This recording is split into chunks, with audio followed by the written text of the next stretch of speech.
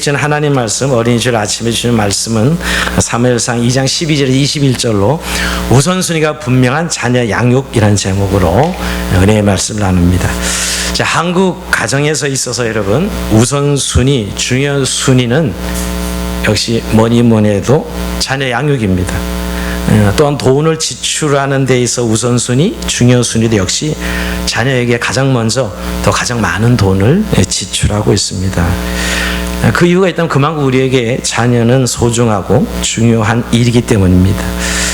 근데 여러분, 우리가 이렇게 자녀를 양육하는데 우선순위가 세워서 자녀를 양육하는데 정말 우리의 자녀들은 바로 세워지고 있습니까?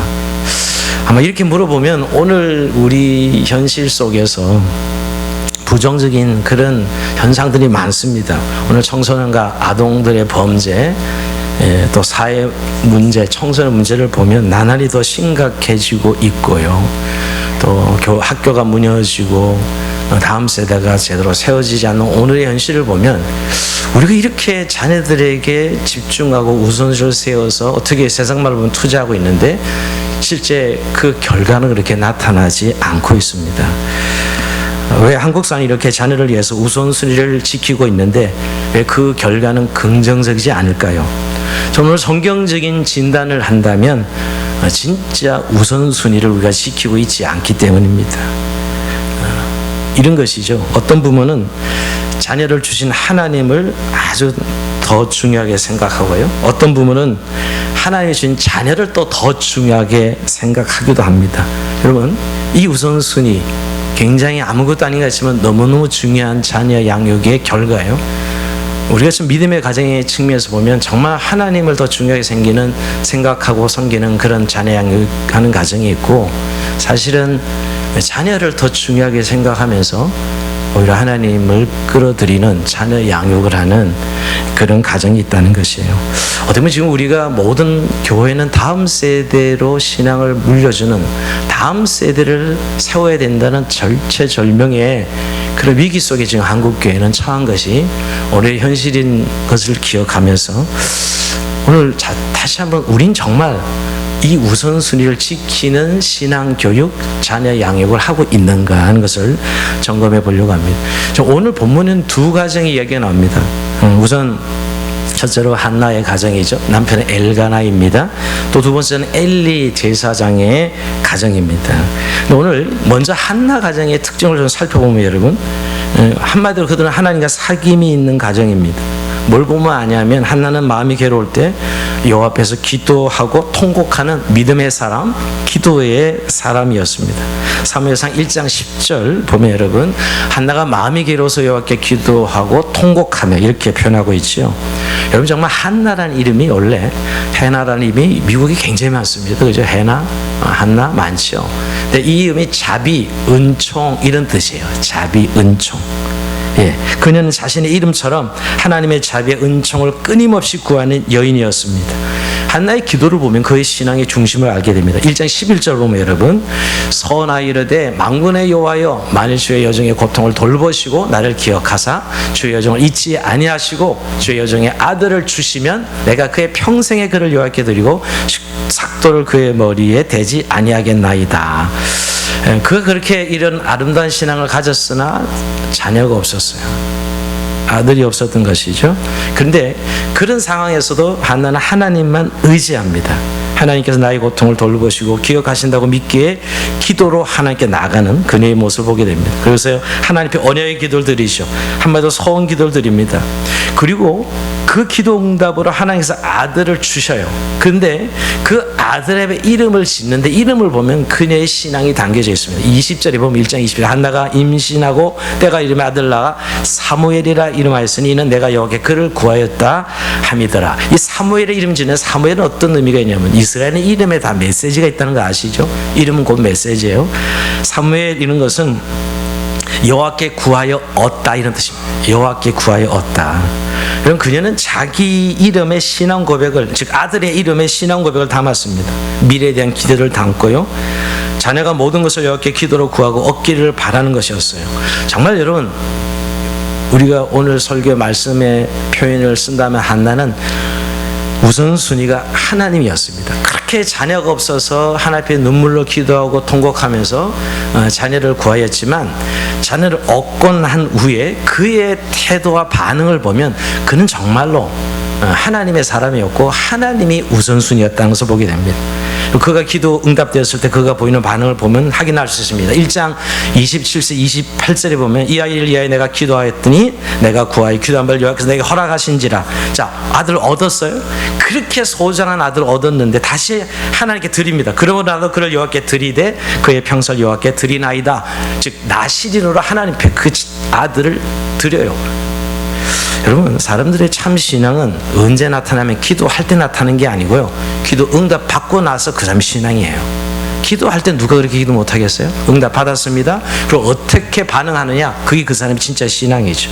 뭐냐면 이렇게 아들 드리겠다 했지만 이렇게 얻고 나니까 이 품에 안고 싶지 않은 거겠어요?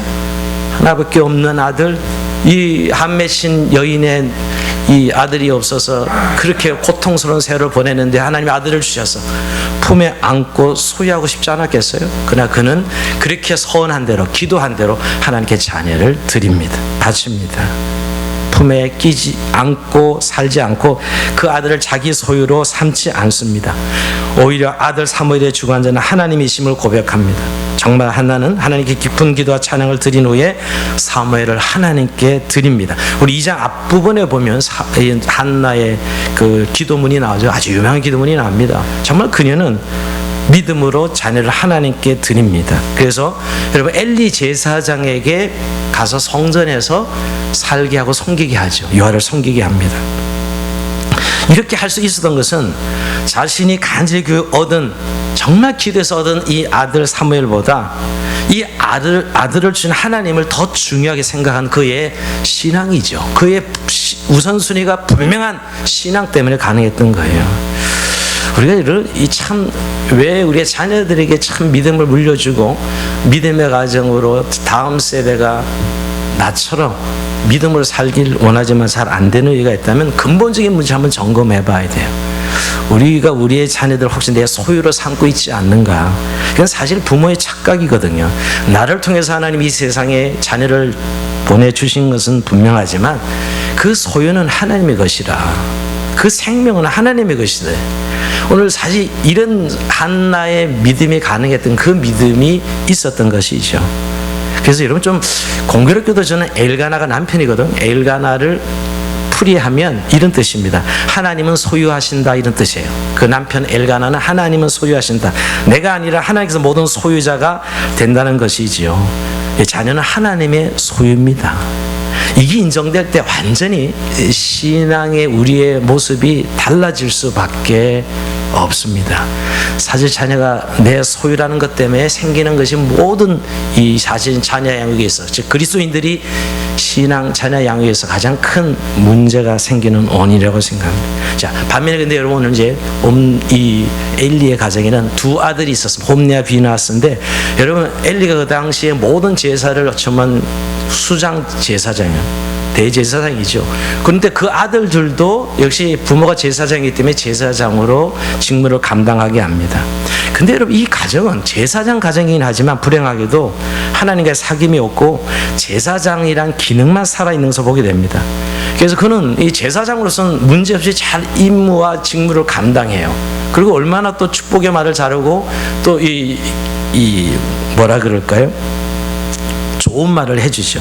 여러분, 그렇게 한나가 자식이 없어서 막 고통스럽게 눈물을 흘려 기도할 때 이렇게 이야기합니다. 1장 17절에 보면 엘리가 대답하이르되 평안히 가라, 이스라엘 하나님이 네가 기도하는 구한 것을 허락하시기를 원하노라 하니. 한나 기도하는 거 보고 제사장이니까, 야, 너 기도 하나님 들으셔서 응답하시고 내가 하나님께 허락하시기를 원한다, 이렇게 표현하여 주시죠. 굉장히 참 뭘 이야기하냐면 제사장으로서는 참 이렇게 축복 말을 잘 하는 사람이었다는 거예요. 그의 이름의 뜻이, 엘리의 이름 뜻이 고상함입니다. 고상함. 그의 말엔 그 이름처럼 고상함이 배어 있었어요. 엘리는 사사시대의 말기의 제사장이죠. 근데 문제는 여러분, 이렇게 고상한 말을 하고 직무는 잘 감당했지만 하나님과의 친밀감은 없는, 하나님에 대한 믿음은 없는 그런 제사장이었어요. 참 아이러니하지 않습니까, 여러분? 그러니까 기능은 감당하는데 진짜 그 내용의 신앙은 없는 제사장이었다는 것이에요. 그리고 더 심각한 문제가 있었어요. 사무엘상 2장 12절에 보면 한번 같이 읽어봅니다. 시작. 엘리의 아들들은 행실이 나빠 여호와를 알지 못하더라. 아멘. 문제는 여러분, 결정적인 것은 엘리 아들도 제사장인데 행실이 나쁘다. 근데 이유가 있다면 하나님을 모르기 때문입니다. 여호와를 알지 못한대요. 여러분, 이런 일이 있을 수 있을까요? 여호와를 알지 못하는데 제사장 직무를 감당해. 가능하다는 거죠. 여러분, 이게 지금 무려 3,000년 전 이야기지만 가능하다는 이야기예요. 여호와를 알지 못하는데 직업적으로 제사장 직무는 감당하고 있는 오늘 이 홈리와 비느하스를 봅니다. 어떻게 보면 그 사람의 직이나 직분이, 그 사람의 어떤 그 가진 직분이 그것을 어떤 신앙과 꼭 연결되어 있지 않다는 것을 우리가 본문에서 보게 됩니다. 어떻게 보면 엘리는 제사장으로서 홈리와 비느하스 아들들을 정말 신앙으로 양육하고 그들이 제사장님을 감당하게 하려면 하나님에 대해서 가르쳐주고 하나님에 대한 신앙과 또 예배와 제사에 대해서 교육을 했어야 되는 것이죠. 근데 그런 내용이 없었다는 거예요. 한마디로 정말 엘리는 그 자녀인 홈리와 비느하스에게 이 의도적이고 의지적으로 그들을 하나님에 대해서 가르치지 않았다는 거예요. 여러분, 우리가 신앙이 내가 예수를 믿으면 아이들이 자동으로 예수를 믿을 것 같지만 그렇지 않습니다. 나의 이 헌신이 필요한, 부모의 헌신이 필요한 것은 정말 아이들에게 하나님이 어떤 분인지 가르쳐야 되고요, 훈계가 필요하고 지도가 필요합니다. 근데 오늘 엘리는 자신의 아들을 향한 영적 훈계와 지도를 하지 않았다는 거예요. 즉 하나님에 대해서, 하나님을 진심으로 섬기는 법을 가르치지 않았다는 거예요. 말씀을 따라 어떻게 살아야 되는지 가르치지 않았다는 것이죠. 그 결과 어떤 일이 생겼어요? 그들이 여호와를 알지 못하니까 악행을 저질렀다는 거예요. 오늘 여러분, 이제 이 엘리 아들들 홈리와 비느하스의 악행이 쫙 소개되는데 정말 이거 입에 담기 어려운 내용이에요. 아니, 제사장이 이룰 수 있어? 그들은 무차별적으로, 이 습관적으로 가르치는 악행, 이 뭐예요? 재물을 가르치는 악행을 저지릅니다. 백성들이 가져오는 재물을 그냥 탈취하는 거예요. 그것도 갈고리를 탁탁 그냥 이 갈고리를 끊어서 자기 먹으려고, 이거야말로 완전 도둑질이죠, 여러분. 즉 성전의 재물을 사유화했다, 요즘 표현을 쓴다면. 이 모든 이스라엘 사람들이 그렇게 했고요. 정말 여러분, 제사장은 그 당시에 지도자인데 영적 선한 영향력을 가져서 본이 되어야 될 사람들이 타락한 거죠. 그래서 신앙과 사역의 공공성이 무너지고 완전히 그 성전이, 그 제사 업무가 사유화돼요. 마치 자기 거예요. 요즘 교회가 자기 것처럼만. 이런 일들이 지금 엘리의 자녀들 속에 일어나고 있어요. 성경 그들의 악행을 고발합니다. 특히 2장 15절 16절 보면 제사의 제물을 탈취할 뿐만 아니라 이 제물의 기름을 태워서 하나님께 드리기도 전에, 아니 드리고 나서 뺏어가야 되는데 드리기도 전에 탈취해갑니다. 하나님 목까지도 그냥 탈취해가는 것이죠. 이게 제사장으로서 있을 수 없는 일입니다. 완전히 정말 타락해도 이렇게 타락할 수 있을까 생각이 듭니다. 사리 사욕에 어두워져서 완전한 부패와 타락을 일삼는 그들의 자녀, 정말 하나님 보시기에 심히 악했다는 것이. 근데 여러분, 성경 그들의 그 근본적인 죄의 원인이 어디 있다고 얘기하느냐? 자, 2장 17절에 한번 같이 읽어봅니다. 시작. 이 소년들의 죄가 여호와 앞에 심히 크면 그들이 여호와의 제사를 멸시함이었더라. 아멘. 이들의 근본적인 악행의 원인을 좀 얘기한다면 예배를, 즉 제사를 멸시했다. 여러분, 우리가 이 하나님의 사람들이 예배를 무시하고 이 제사를 무시하는 순간 영적 생명이 사라집니다. 그러니까 예배자의 중심을 상실하는 순간부터 인간은 예외 없이 욕망에 사로잡히죠. 욕심은 죄를 낳고 죄는 결국 사망을 이끌어가는, 이게 타락의 과정입니다. 근데 참 이상하게 이런 예배를 무시하는 영적 타락은 반드시 도덕적 타락을 가져오게 돼 있어요. 욕망의 노예가 되는 것이죠. 여러분, 사람이 이렇게 영적으로 타락하면 그 결과가 도덕적인 타락으로 이어져서 만몬과 아스라의 포로가 됩니다.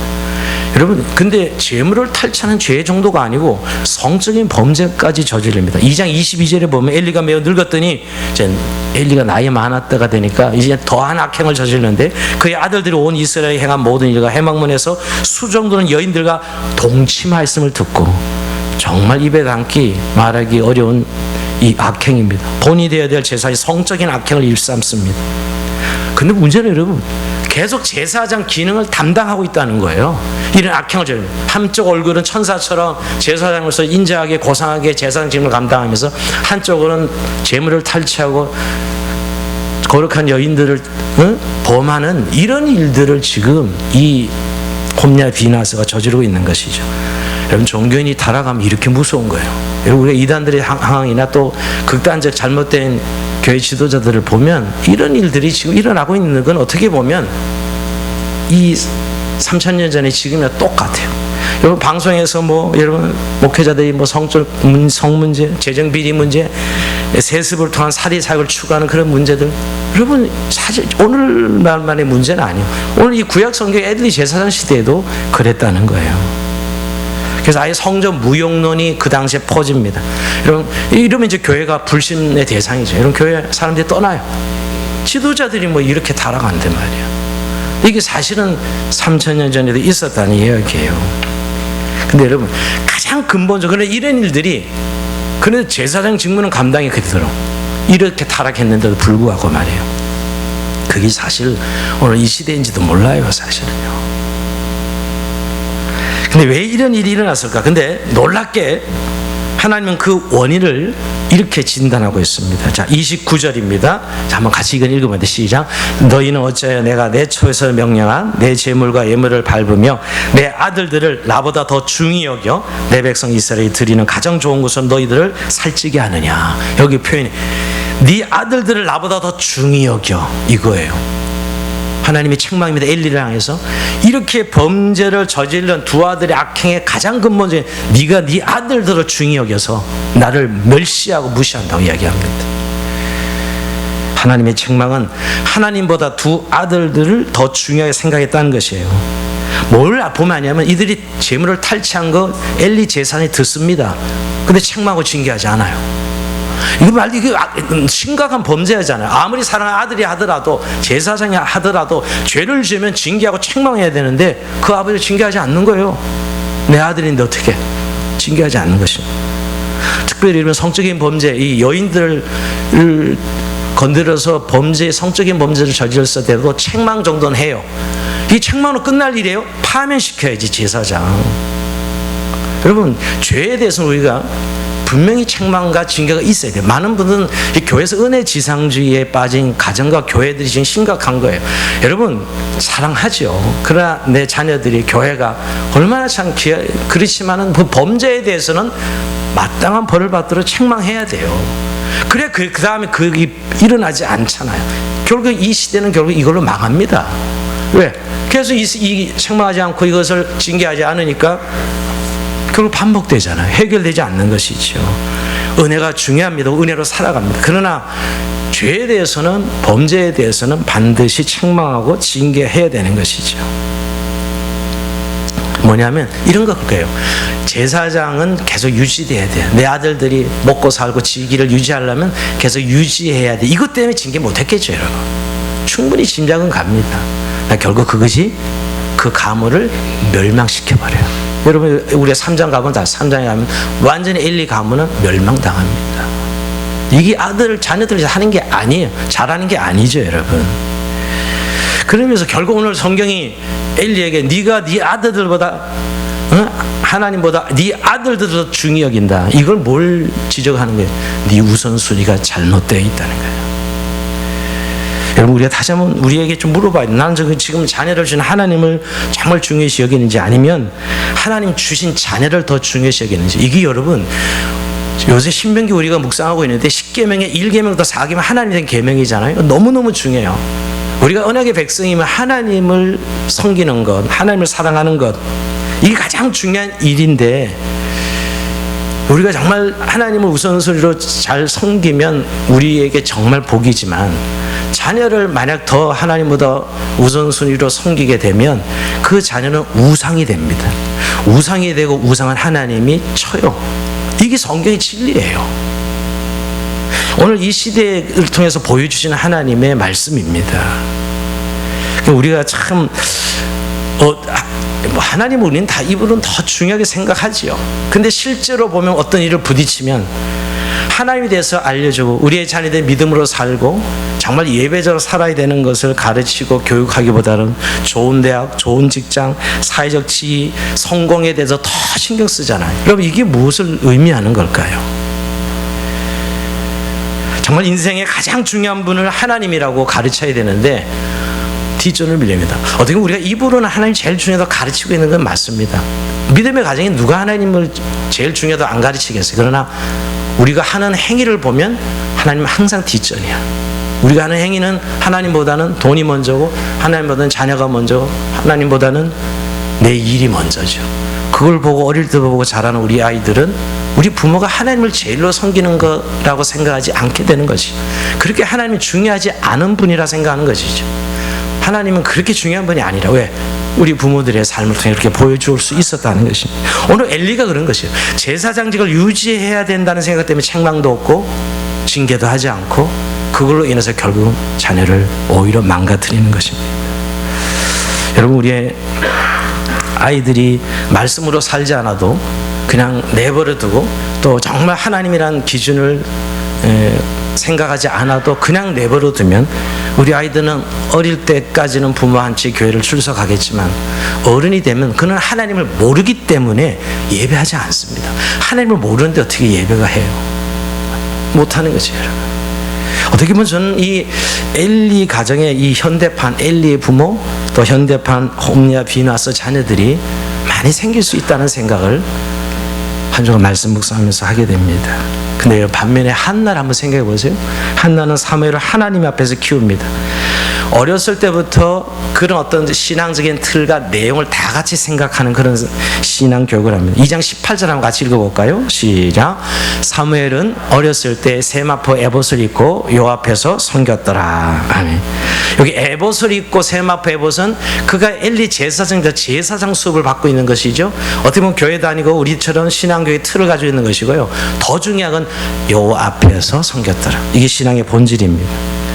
우리가 형식이 분명히 중요해요. 그 형식 안에 내용을 담고 있어야죠. 그 내용, 신앙의 내용은 여호와 앞에서, 하나님 앞에서가 신앙의 내용입니다. 뭐냐면 우리도 여러분 우리의 형식적인 주일날 교회 나오고 성경 보고 뭐 여러 가지 교회 생활을 통해서 우리의 신앙을 우리의 자녀들이 보게 됩니다. 분명합니다. 이건 너무너무 중요하죠.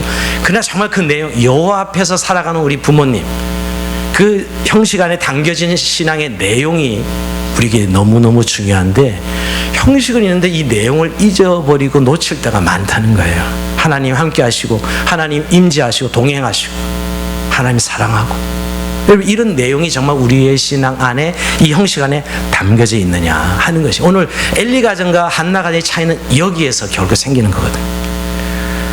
그리고 더더욱 여기 오늘 한나 가정에 있어서 한 가지 우리가 체크해 볼 수 있는 것은 정말 자녀를 사랑했어요. 자, 2장 19절 같이 한번 읽어봅니다. 시작.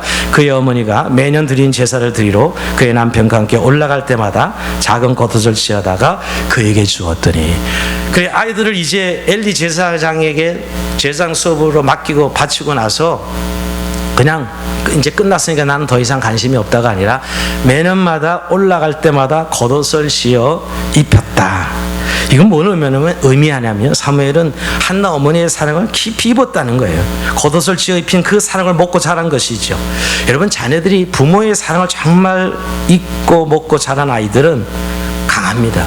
결국 우리가 이제 영적 측면과 함께 아주 중요한 게 정서적 측면이거든요. 자, 영적 측면 우리의 신앙적 내용이라면 정서적 측면, 부모의 사랑을 받고 자란 아이들은 쉽게 무너지지 않아요. 부모의 사랑을 받고 자란 아이들은 요즘에 이렇게 사람들이 쉽게 무너질까? 그 정서적인 문제인데요. 정말 자라면서 부모의 사랑을 충분히 받지 못한 것이죠. 정말 내 부모는 나를 사랑해, 이 확신을 가지지 못한 자녀들의 그 마음은 늘 무너져요. 누가 심한 말만 하고 힘든 말만 하면 그때마다 무너지는 것을 보게 됩니다. 특별히 아이들의 정서를 무너뜨리는 부모의 분노, 부모의 상처를 받은 아이들은 더군다나 쉽게 마음이 무너지는 걸 목격하게 됩니다. 오늘 뭐냐면 한나는 정말 이 아들을 사랑해서 비록 하나님께 드리긴 했지만 끊임없이 사랑했다는 것을 보여주고 있는 것이죠. 정말 매년마다 겉옷을 지어서 헤이피는 그 부모의 사랑을 받고 자랐다는 것이에요. 근데 결정적으로 중요한 것은 결국 한나는 이 아들을 하나님 앞에 드렸어요. 하나님 앞에 바쳤습니다.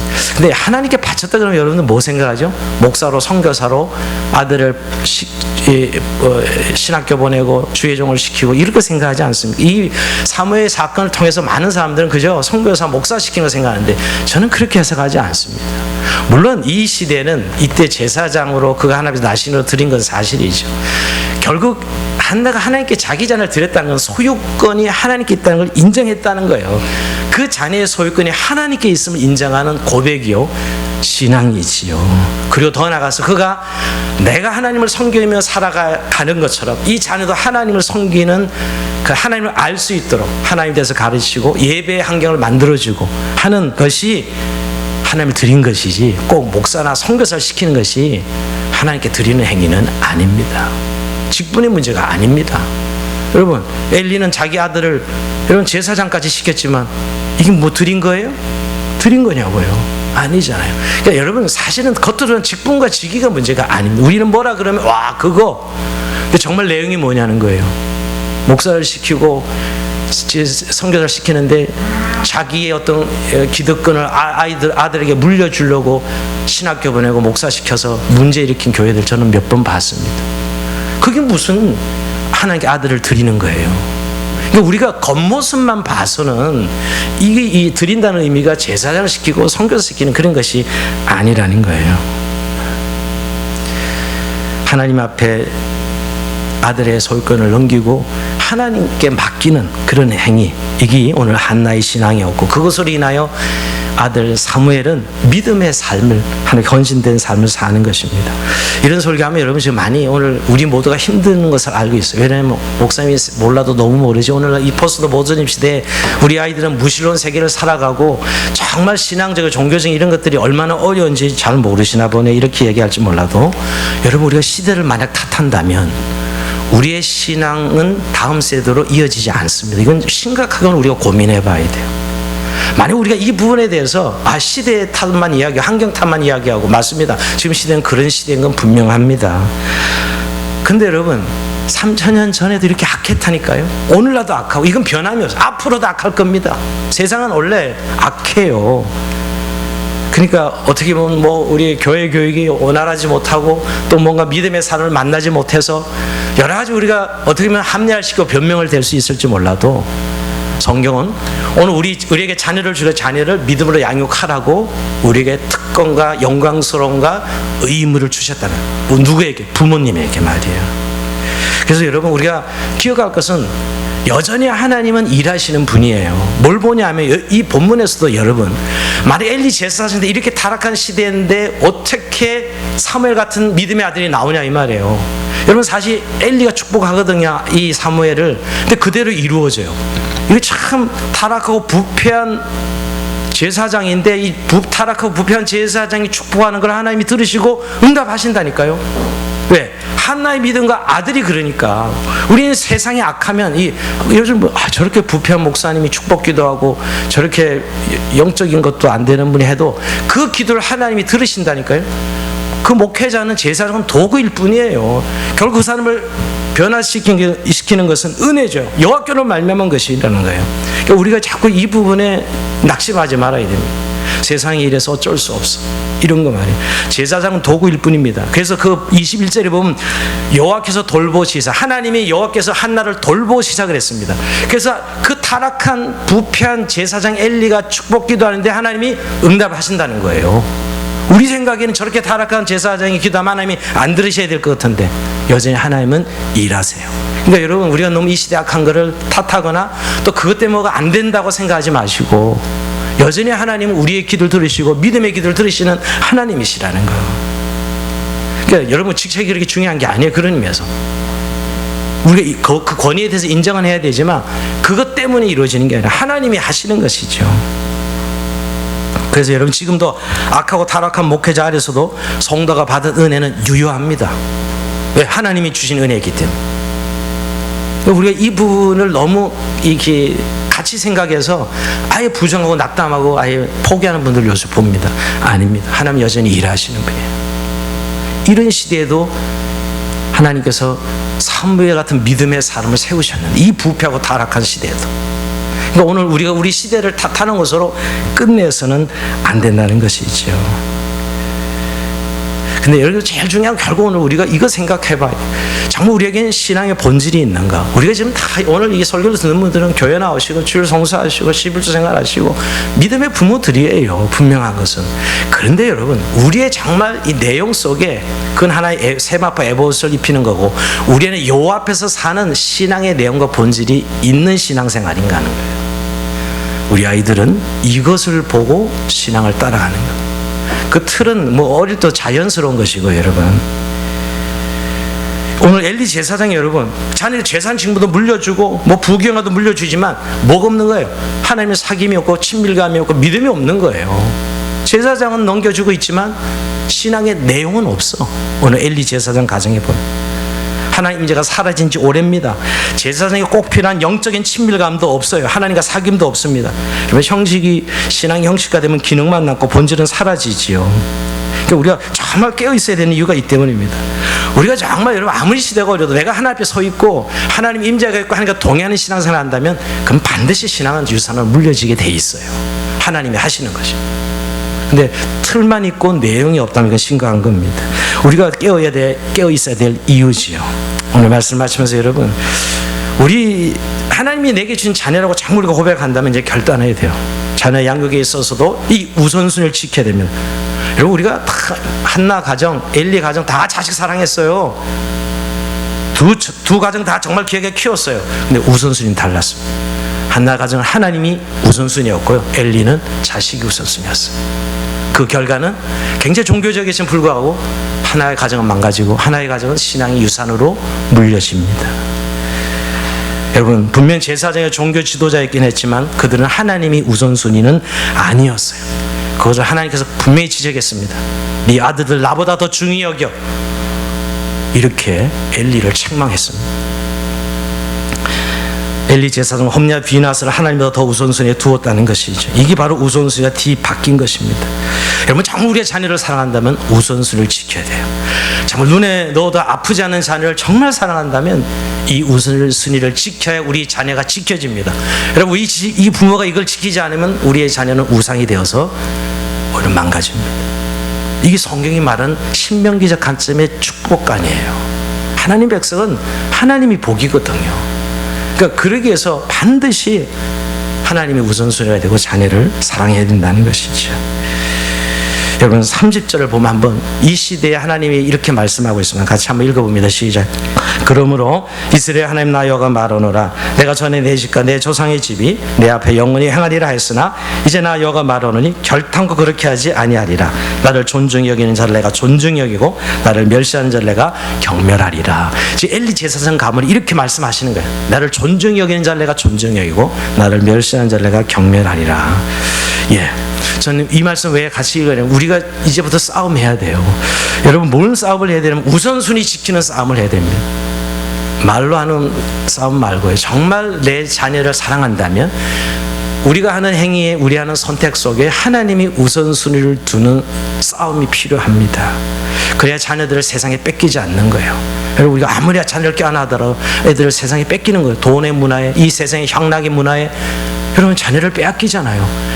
여러분, 안 빼앗기려면 정말 하나님 안에 그들이 있어야 되는 것인데, 그러려면 오늘 이 싸움, 존중히 여긴 자를 존중히 여기고 나를 경멸시하는 자를 내가 경멸하리라는 이 말씀, 이 싸움이죠. 뭐 정말 자녀를 하나님의 은혜에 맡겨야 되는 거예요. 하나님의 은혜에 정말 맡기고 내 힘으로 내 능력으로 지켜내는 것이 아니라 정말 하나님의 은혜로 우리의 자녀를 지켜달라고 하나님께 맡기고 그에게 하나님을 가르치고 예배의 환경과 정말 내 자녀에게 기대가 세상의 성공이나 돈이나 물질이 아니라 여호와의 주신 복이 네 복이라는 사실을 분명하게 가르쳐줘야 돼요. 그래야 우리 자녀들이 믿음으로 살게 됩니다. 하나 예를 들면서 말씀입니다. 이집트 아시죠? 이집트 무슬림 국가인데요. 그 이집트 인구가 1억입니다. 1억인데 그 중에 10% 1000만 명이 크리스찬으로 나오는 거 아세요 혹시? 이집트의 크리스찬, 그리고 콥틱 크리스찬이라 콥틱, 마가가, 이런 잘 아는 마가가 가서 복음을 전했다 해서 콥틱 크리스찬이라 그래요. 근데 여러분, 이슬람 국가에서 1000만 명이 된 콥틱 크리스찬이 있다는 말, 이거 너무너무 이해가 안 되지 않습니까, 여러분? 이 사람들이 어떤 사람들인데? 그런데 그들은 1400년 동안 계속된 무슬림의 혹독한 핍박에도 그들의 신앙을 지켜오고 있습니다. 여러분, 이집트 뉴스 보면 항상 콥틱 교회 불살른 테러, 뭐 이렇게 불살른 테러 여러 번 목격해서 뉴스에 끊어지지 않게 나옵니다. 무슬림들이 테러하는 거죠. 이 무슬림 국가의 콥틱 크리스천들을 그게 무려 1400년 동안 이어집니다. 그들에 대한 핍박과 테러가 사실은. 근데 지금까지 그들의 신앙을 지키고 있어요. 근데 사실은 이 콥틱 크리스천은 약간 우리 기독교로는 이단으로 정제되긴 했어요. 어떠냐면 예수님을 우리가 신성이신 인성이신 걸 다 믿잖아. 이들은 예수님을 신성만 믿어. 인간 예수님을 안 믿고 하나님이신 예수님만 믿어요. 그래서 콘스탄티노플 회의 553년도에 벌써 이 이단으로 정제되기도 했어요. 동방 기독교, 서방 기독교에 들어가지 못한 독특한 기독교죠, 여러분. 근데 어쨌든 이들은 이 신앙을 그 무슬림들의 1400년 핍박에도 끝까지 지키고 있다는 거예요. 근데 거기엔 비밀이 있어요. 그들의 자녀 교육이 있습니다. 자녀가 태어나면 3가지를 하는데, 첫 번째, 반드시 이름을 기독교 이름을 지어요. 그러니까 이름만 딱 들으면 쟤는 콥틱이 알 수 있도록. 이름을 들으면 그 사회 속에서 무슬림 국가 속에서 살잖아요. 이름만 들으면 제가 콥틱 크리스찬이구나 하는 사실 알도록 이름을 짓습니다. 둘째, 애가 나오면 반드시 바로 유아 세례를 베풀어서 교회 적을 두고 교회 공동체에 반드시 소속하게 합니다. 그들의 콥틱 교회는. 이게 두 번째 신앙교육이에요. 세 번째, 마지막이 중요한데, 오른쪽 손목에 문신을 새기는데, 이 문신 아기 때 이 바늘로 콕콕 찔러가지고 십자가 문신을 새겨요. 근데 이것이 그들의 신분증입니다. 무슬림 국가에서 이 콥틱 기독교인이라는 신분은 왕따 되는 것이고 그들의 주류에 들어갈 수 없다는 걸 의미해요. 근데 그들은 그걸 너무너무 잘 알면서도 그들의 자녀들이 세상의 성공, 세상 속에서 왕따 된다 하더라도 하나님의 백성 살아가는 것이 훨씬 더 소중한 것을 믿기 때문에 여기 십자가 문신을 새겨서 신분증입니다. 교회에 드나드는. 왜냐하면 이슬람들이 위장해서 많이 들어가서 테러하거든요. 그래서 이거 새기는 거예요. 여러분, 무슬림인데 그냥 위장해서 들어갔다가 여러분 교회 테러할 수 있잖아요. 이 신분증이에요, 신분증. 근데 그 의미가 뭐냐면 결국 단순한 신분증이 아니라 정말 나는 예수님께 속한 사람임을 숨기지 않는 크리스찬으로서의 믿음의 선언이지요. 참 그들은 세상의 출세나 성공보다 하나님 백성 사는 삶이 더 영광스러운 축복이다. 그래서 1400년 동안 콥틱 크리스찬이 이어져 왔다는 거예요. 부모로부터 그 다음 때로 이렇게 지금까지 핍박받으면서 말이에요. 그 영적인 축복이 그대 하나님의 자녀라는 축복이 훨씬 더 크다는 사실을 인정하고 있는 것이죠. 오늘날 여러분 세속화된 사회 속에서 우리 정말 자녀들이 그리스도인으로 크리스찬으로 살아갈 수 있을까? 여러분 확신하십니까? 저는 한국의 다음 세대 이야기를 늘 들을 때마다 목사로서 한없는 책임과 죄책감을 가지고 있을 때가 많습니다. 우리 시대는 이렇게 사실은 어떤 교회가 부흥되고 근데 지금 우리 자녀 세대가 지금 그렇지 않은 걸 너무 잘 알죠.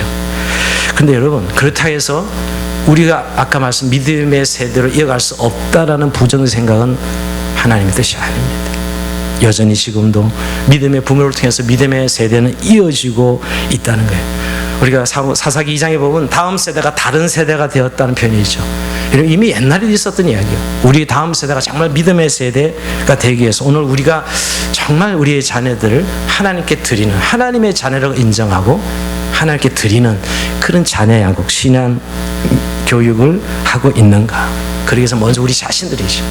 우리 부모인 세대, 우리 세대가 정말 형식만 있는 신앙생활이 아니라 우리의 내용 속에, 본질 속에 하나님의 임재와 예수님과 동행하는 삶과 그의 친밀감을 가지고 있는가. 정말 가치로서의 삶으로서의 신앙을 우리가 붙들고 있는가 하는 것입니다. 오늘 다시 한번 주님, 우리 자녀 양육 얼마나 고생하고 수고 많이 하십니까? 여러분 삶을 다 바쳐 자녀를 양육하지 않습니까?